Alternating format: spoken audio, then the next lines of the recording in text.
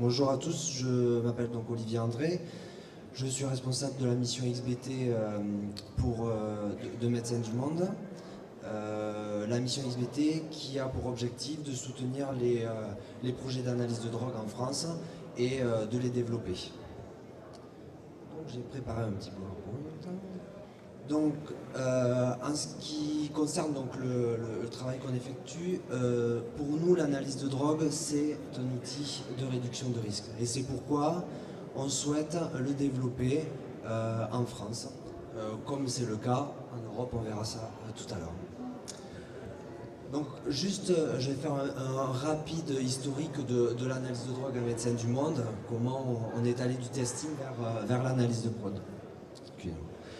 Donc en 97-98, commençaient les premières missions rêves de Médecins du Monde qui ont intervenu.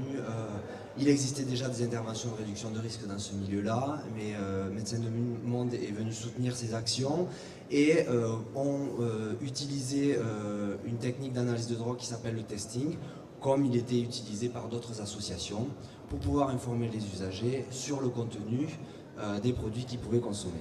En 1999 a été créé le programme Synthèse, donc c'est un programme qui permet d'avoir une veille sur les substances qui circulent.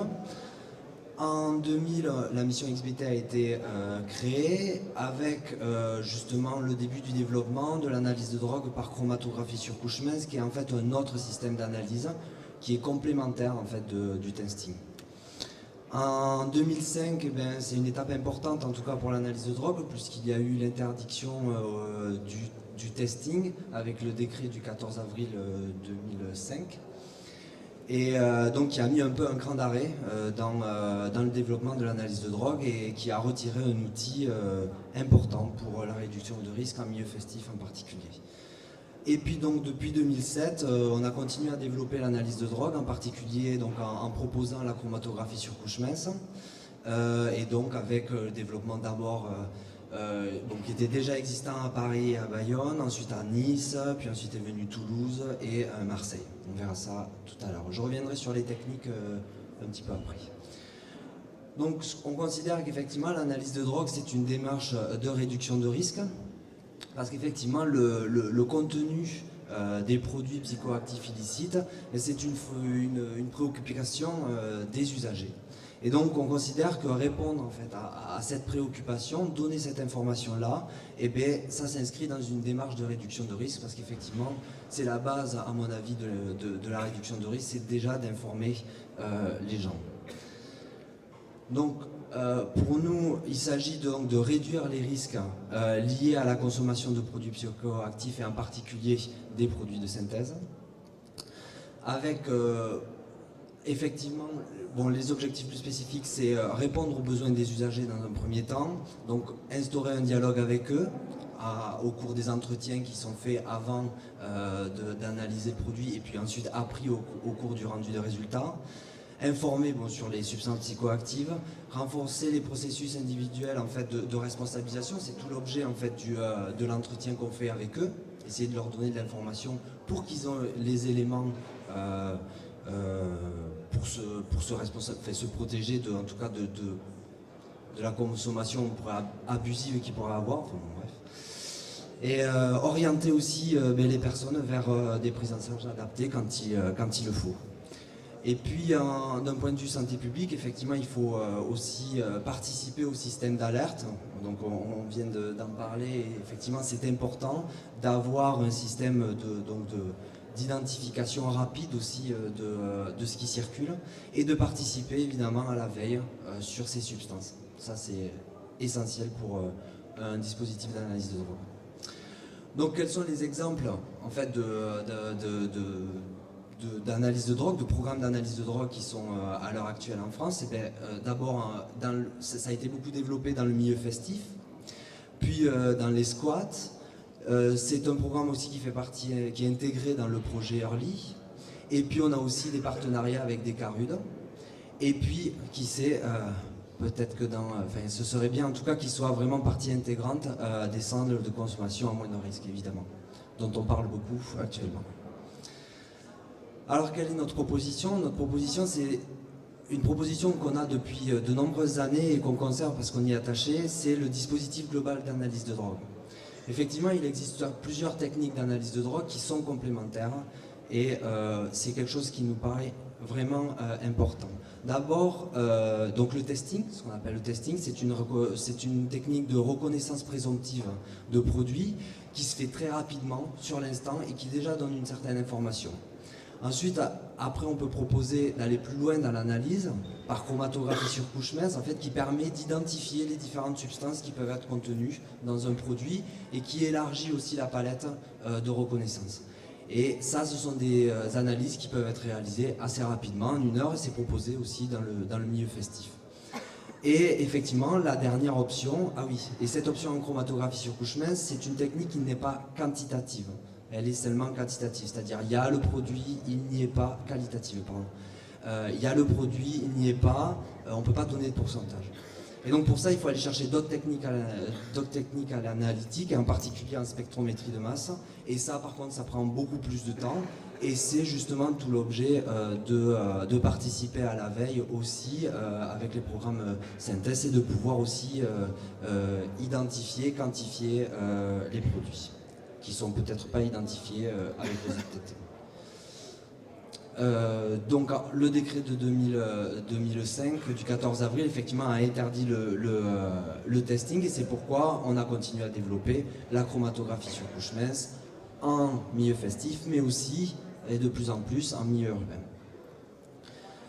Donc ce qu'on souhaite c'est développer un réseau de partenaires pour que le dispositif d'analyse de drogue puisse être à disposition d'un certain nombre d'associations et surtout des usagers. Donc ici c'est une carte, en fait j'ai réalisé une petite carte des dispositifs qui utilisent l'analyse de drogue. Enfin, il y a d'abord d'une part les dispositifs d'analyse de drogue que sont les centres d'analyse de Médecins du Monde que nous avons développés, il y en a 5 en France, et aussi le dispositif Synthèse qui est en vert. Et vous avez associé les différentes missions de réduction de risque de Médecins du Monde qui sont impliquées, qui portent ces projets d'analyse de drogue. Et ceci en France. C'est une carte qui est affichée au stand que nous avons là-bas et je vous invite à venir la consulter de plus près si vous le souhaitez. Alors pour pouvoir développer ce réseau de partenaires, nous avons mis en place un certain nombre d'outils. Et en particulier la formation. Alors cette année, le 13 mai, est proposée une formation sur l'analyse de produits qui est un outil à développer. Et donc les personnes qui seront intéressées peuvent participer à cette formation organisée par l'AFR. On a aussi développé une convention de partenariat qui permet de formaliser l'interaction entre Médecins du Monde et ses partenaires et de pouvoir un petit peu cadrer le projet et le développer dans les structures. Et effectivement, récemment, nous avons signé la première convention avec un CARUD à Orléans, l'APLEA. Et enfin, dernier outil qu'on a développé, c'est un outil de recueil des données qui nous semblait important pour qu'on puisse partager les différentes données et qu'on puisse s'appuyer dessus, évidemment, pour pouvoir continuer le travail qu'on effectue à développer ce réseau. Et donc c'est un outil de recueil de données qui se veut en fait participatif, c'est-à-dire que les structures qui sont partenaires ont accès à la base de données, la développent et ont accès aussi aux informations de toutes les autres structures. Il s'agit de partager cette information, pour nous c'était important que ça soit construit comme ça. Voilà, alors quelles sont nos perspectives? Développer le réseau des partenaires. Donc j'ai mis en rouge un certain nombre déjà d'associations avec qui on travaille plus ou moins sur le territoire, avec qui on aimerait bien aussi développer l'analyse de drogue. Et tout ça dans le but de promouvoir l'analyse de drogue comme un outil de réduction de risque et l'utiliser en France. Voilà. Alors je vais terminer par une diapo de remerciement parce qu'effectivement tout ce travail ne se fait pas tout seul. Donc un remerciement à la direction des missions France de Médecins du Monde qui nous soutient dans tous ces projets. Évidemment les missions de réduction de risque de Médecins du Monde parce que c'est eux qui portent tous ces projets. Les partenaires qui eux aussi utilisent ces dispositifs et qui et qui permettent leur développement. Et puis enfin, les salariés et bénévoles de Médecins du Monde, en fait, qui par leur engagement et leur conviction font que on peut développer ce travail et ce réseau d'analyse de drogue. Voilà, je vous remercie. Merci beaucoup Olivier. J'ai juste apporté une petite précision sur pourquoi l'analyse de drogue en laboratoire prend 1 mois. En fait, c'est pas l'analyse qui dure pendant 1 mois. En fait, c'est toutes les étapes nécessaires entre la collecte et l'arrivée du produit au niveau des laboratoires qui effectuent ces analyses, donc soit des laboratoires des douanes ou des laboratoires hospitaliers. Et qu'effectivement, c'est pas les missions prioritaires de ces laboratoires d'analyser ces produits pour l'observation, et c'est ça qui prend du temps. Voilà. Alors, l'avantage de la chromatographie sur couche mince, c'est que c'est un système qui est fiable analytiquement et qui effectivement est relativement peu cher et accessible, certes à des personnes qui ont les qualifications requises, mais qui reste quand même abordable, alors que l'analyse en laboratoire, ça demande des qualifications encore plus poussées. Voilà. Et c'est aussi des appareils beaucoup plus sensibles qui coûtent extrêmement cher, effectivement, et on n'a pas les moyens d'en acheter. Voilà, et ça serait compliqué à sortir en teuf sous une tente, ça serait un peu compliqué, je pense. Voilà, c'est aussi la précision. Je voulais dire autre chose, mais j'ai oublié, donc on va continuer, et puis si ça me revient, je le préciserai. Voilà. Oui ? Ouais, merci de Marie d'avoir expliqué le timing, les 3 semaines de délai pour le rendu de résultats en laboratoire. C'était juste parce que les choses vont mieux en le disant. Synthèse n'est pas un outil de RDR comme l'est la CCM. Synthèse est complémentaire à la CCM, notamment dans le cadre où la CCM n'a pas pu rendre de résultats et qualifier la molécule. Et ce qui est important pour les nouveaux produits de synthèse, c'est que les laboratoires synthèse sont dotés petit à petit des substances de référence pour ces nouveaux produits. C'est long parce qu'il y en a beaucoup, mais ça permet de les quantifier. Donc ça, il n'y a que 3 labos pour l'instant, bientôt 4 peut-être, qui vont pouvoir faire ce travail de quantification. Et donc en fait, en CCM, il y a la possibilité d'envoyer les tubes de CCM ensuite à synthèse pour compléter l'analyse.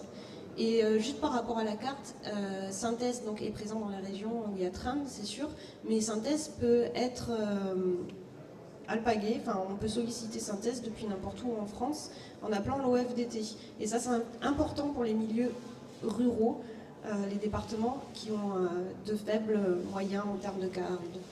Voilà.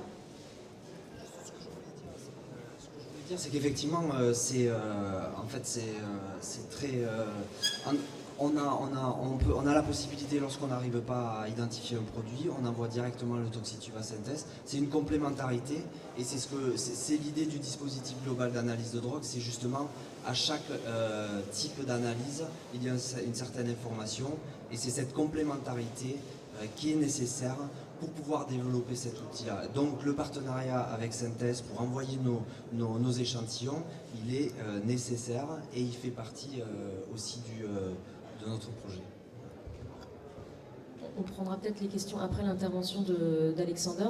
Merci de ces précisions-là. Et moi, je suis une partisane de l'analyse des drogues, bien évidemment. Ce que je trouve vraiment intéressant, c'est qu'on voit les usagers juste avant la consommation et possiblement lors de primo-consommation. Alors, c'est pas la majorité, mais c'est ça qui est vraiment intéressant avec cet outil-là. Donc, on passe tout de suite la parole à Alexander et après on posera les questions.